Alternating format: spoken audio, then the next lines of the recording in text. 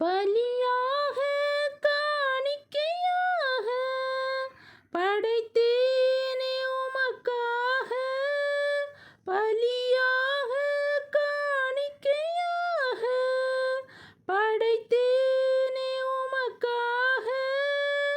என்னை ஏற்றுக்கொள்ளும் இயேசு ஆண்டவரே, ஏழை நான் என்ற உம் அடிமை. என்னை ஏற்றுக்கொள்ளும் இயேசு ஆண்டவரே, ஏழை நான் என்ற உம் அடிமை. கொஞ்ச காலம் இயேசுவுக்காக கஷ்டப்பா